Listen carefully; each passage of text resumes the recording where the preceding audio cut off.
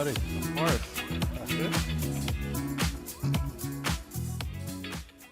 Hey, everybody. How are you doing? Hi. I love you too. Wait, these mics are so good. Yeah, they are, right? I usually have a handheld mic, so I didn't know how well it worked. But you guys can hear me? Okay, cool. You got a lot of love out here. A lot of people. No, Detroit. Wow. Thank you. I love Detroit. Every time I come here, I do have a question. Every hotel is like, it's like industrial. Like, why is it so like I'm like in a fire truck now? I don't understand. I'm staying at the fire station as well. So We might be right next to each other, actually. Same place. Yeah, let's get lunch or something. It's a great city, isn't it? Yeah, it's super historic. Just Stevie Wonder being from here, Aretha Franklin, Diana Ross. It's crazy. Yeah, the Motown thing, but The now whole Motown thing. it's totally evolved, and now it's hip hop, it's jazz. Yeah. There's so many other genres. It's a melting pot. It really is. So it's a perfect place for us to be having the conversation we're having, which is about music and entertainment and being able to break through and become a star in this new digital version of the entertainment industry that we're in. It's a different landscape. It's very different. I have so many conversations about how different it is, but it's not all negative, but Yeah. it's definitely very different. So you're 27, Yes. 7 Grammy Award nominations. A lot of them last year. It was a massive year for you. Yeah. International tour, hit singles, hit records. Start from why are you here? How are you doing this? Right. What's going on? I think if I could go as far back as I remember, music really started with just my mom playing music around the house while she would clean on a Sunday or just on the weekends. Right. And then she has this thing where she plays the same songs over and over. So then I would start to hum the songs and they would just get stuck in my head. So she would just hear me sing it. So she was the first person to notice it. And that's just where it started. To just fast forward it to this, I think it's just a hobby that I fell in love with that I would do even if no one heard. It's a hobby that you fell in love with that you're really good at. Yeah, sure. Only you got to say it. I can't say it. Yeah. Luckily, those things align. But so you came up in music. I know you were involved in even a program at the Grammys and the museum, which was exciting for us to know. Yes. Played a tiny, small part in your career. But now it's all about streaming. It's all about Instagram, social media, other platforms. How do you find that? Because you are a true musician, and you are somebody who plays instruments, who's musical, who writes, sings, Right. complete package. And a lot of music, in some sense, it's been a little bit more, it turns over quicker. I won't say disposable because it's just as good as it always has been, but there's more of it, and it's being created faster and consumed quicker. Yeah, it's kind of challenging because it's to a point where every week, 30,000 new songs come out. So they're artists, they want to take their time, but they almost don't have a choice. Right. Unless you garner a fan base who actually love you and what you're saying, then you could take your time. They'll wait for you. They'll wait for you. So it's my introduction to the world was in 2020, a day before the pandemic. Crazy. So I'm an extremely digital artist. Yeah.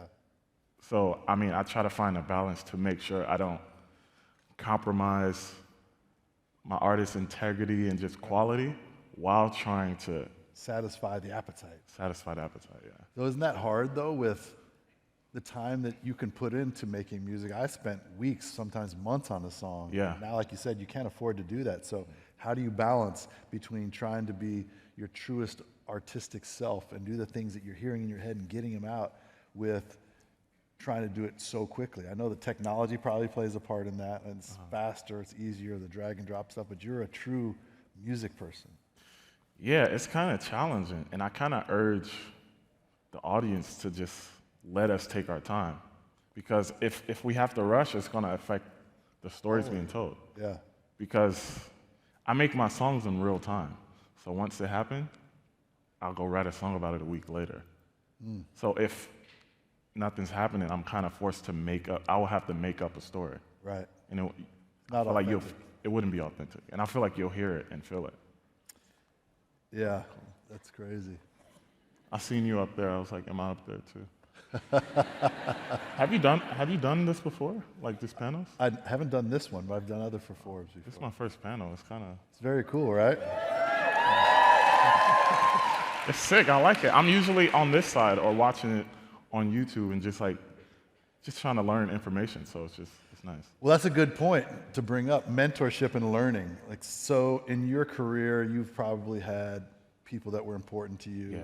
I can tell you for myself, I've had amazing mentors, and I continue to have almost a reverse or upside down mentorship situation, because although you all are probably surprised, I'm a little bit older than GIVÄON, but I still feel like these conversations teach me, and I learn so much from the next generation of music makers and business leaders. So tell me a little bit about like where you got some of your knowledge and who were important mentors to you, and how that affected your career.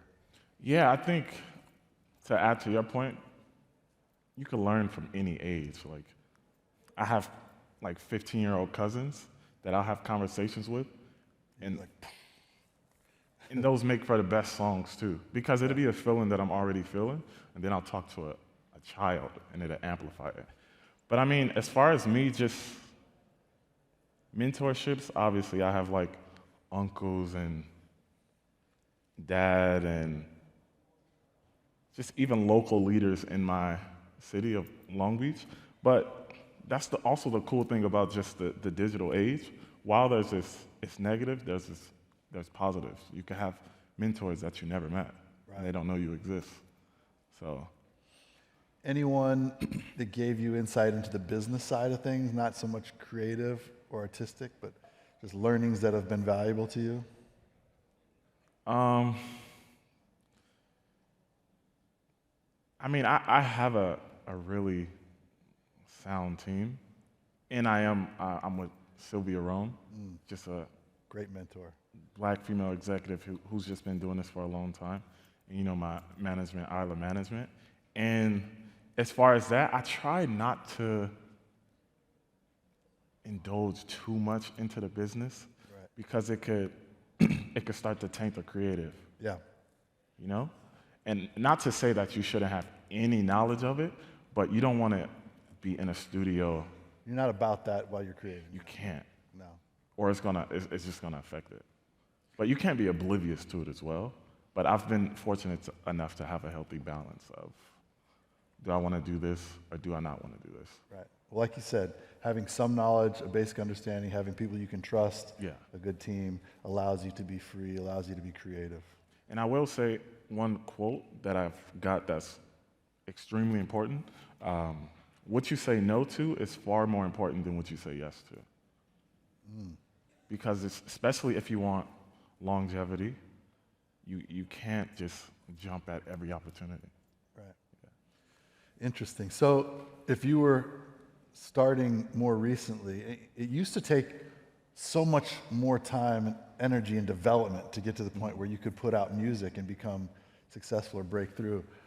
But now it seems like the ability to create quicker, the ability to access your fans directly, and to release content quickly has changed that timing. Would you do anything different if you were starting now versus when you did start? Or is there anything that's happening that's different? Like if I was a kid that just got started now? Yeah. If you were just coming into the business. Honestly, I feel bad for a lot of being born into this, because even me, I feel the grunt of it, because everything I do, or if I was to make a mistake, it's under a magnifying glass. Right. But if there's artists before me, they get to make these mistakes and grow, and develop. So even if you're a new artist and you're trying to develop, everyone's watching you develop. And the first impression is so important, so they'll write you off already. And also every mistake or every step of your journey is documented and it's there and it doesn't usually go away. Right. So they might trace it back to, oh, GIVÄON did this back then. Exactly. Which is really touchy. Yeah, so it's just like, even a live show, like if I'm singing, if I'm doing like a 50-city tour. Like you are. Like I am. In Detroit, I miss a note on song 18 in a set, it's gonna be documented. Right. And that you're constantly thinking about that. Versus like if Stevie, he probably never missed a note. Never missed a note. If it happened to him, no one would know. Right, except a couple thousand Except the people there, and that could affect the trajectory of your career. Right. So it's a crazy thing to think about. Yeah. Talking about trajectory, what has been the impact of like TikTok and other social media platforms on your career? I think it just the global reach. So I had a song called Heartbreak Anniversary. Mm-hmm. Yeah. So it was so interesting to watch. It started in the Philippines. Really? And see? Philippines in the house. It started right there. And then I'm just looking at it and I'm just seeing them sing to it, dance to it, and then you just watching the videos and you could see the complexion start to change. They're getting whiter, they're getting darker. Yeah. The clothing start to change because now the song is moving across the globe. Right. And it was just fascinating to see, and I think these certain platforms have access all over. They do, it's global. I think that's the biggest thing. And it's instant. Yeah. It's crazy. Fast. So, a couple questions from the audience, which I'd love to know the answers to as well. Who is on your collaboration bucket list? But like, do I have to die the next week, like after? No. You can continue. You can continue to like, live. I don't know. I don't want to say a name and then I do a song with Adele and then I die next week. All right, let me rephrase it. Who are some people you'd like to work with? Okay, I like that better. Adele. Okay, good. Why Adele? What's interesting there for you? I think she just has besides her tone, obviously, she just mastered the art of making pain beautiful. And It's a great way to put it. yeah, at that point. And I think we could blend our pain, you know? Yeah. Well, you do Blend our heartbreak. You do some of the same things. Right. And I've found in my career as a producer, my favorite artists and my favorite singers are not the singers that are the most technically perfect singers, Yeah. but they're the singers that can express usually the pain in their voice. It's the delivery of it. Yeah. Totally. And then even, I would love to work with Frank Sinatra. You know, that could be bucket list, because then, you know. In some weird way, yeah, it's some kind of bucket list. You know? So you just really want to do things outside the box, different genres, different artists, different people. Yeah. Challenging. For sure. I mean, also hip hop, of course, hip hop. I would love to do another song with Drake, because I just feel like there's a synergy there at this point. And what else? Who else? Tim's, a Nigerian R&B artist. Oh yeah. Love Tim's. I just actually met her last week. Okay, yeah. I was there in Africa.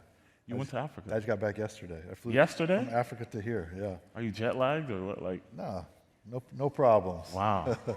But Tim's was amazing. There's a lot of really exciting music that's happening in that area, in that genre. Yeah. Many genres. It's fascinating to see too. But that's another thing that platforms do. Because me, just growing up in Long Beach, it was more local. We didn't have. Right. Someone from Africa. Yeah. Yeah. Crazy. So another question that's come across the board is, how do you balance mental wellness and your career? I mean, it's not an easy balance, I can tell you, at least from my perspective. I hear that question a concerning amount of times. People are like, "How's your mental health?" I'm like, I'm cool. Y'all gonna make me quit. Because everyone asks me because of this world and this space, and my answer is always, I'm amazing, I'm fine, but I'm like, hopefully Should I be? Yeah. Yeah, hopefully I don't run into a wall, but for me, I surround myself with friends and family. Yeah. That's the number one thing. Obviously, like, I'll mingle with my peers and other artists and stuff like that, but I don't party. Yeah. Everyone around me I've known for probably like 10 years at least. So the answer to probably the question is you've built a very healthy environment around yourself, and you maintain that throughout this part of your career. Yeah. Hopefully will continue, so it's healthy. And I keep the same foundation, and it's just people who knew me before music. So even if I do a show and everyone's chanting my name, and I start to feel more important than I actually am, and if I go to like Thanksgiving and try to act like I'm all cool, they'll be like, "Are you okay?" And I'm like, "Oh, never mind. Actually, it's just same old me, huh?" pass the turkey, right? That is keep you grounded. Keep me grounded. You came from sports before, if I remember. Didn't you play sports when you were younger? Yeah, but it's not like the coolest sport, so I never bring it up. I don't know. I wrestled. It's not like a not cool sport. It's a cool sport. Yeah, but it's just like, I had like a singlet, like, Yeah, a little bikini. yeah, like, you know what they run track in? Yeah. That's what we wrestled in. So it's just like, I think some of your fans wouldn't mind that. I don't know. I'd rather wear like this. Like if I was playing basketball or football, I would tell everyone like without them even asking me. Right. Like, how's your day? I was just playing basketball. I love it. Well, as we wrap up, I would be curious to hear if you had a quick word of advice for either people listening here or online when it comes to finding your niche, finding success, breaking through in today's landscape. I was waiting for this. All right, go. So I think the best thing for one is be honest with who you are and your sound and your anything, just be you, because anything forced, people are gonna be able to tell right away.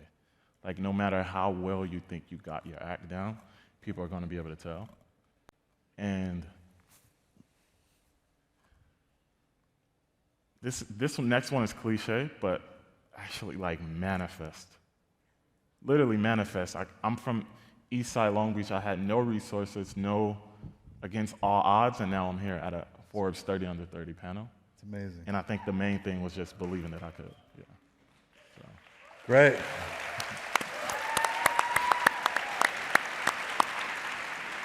Well, I have to say that was amazing. Hopefully you all enjoyed that. It's good stuff, yeah?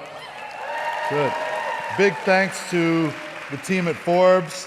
Big thanks to all of you for coming out. And GIVÄON, thank you so much. Pleasure to join you here. No, of course. Thank you. Good stuff. Thank you.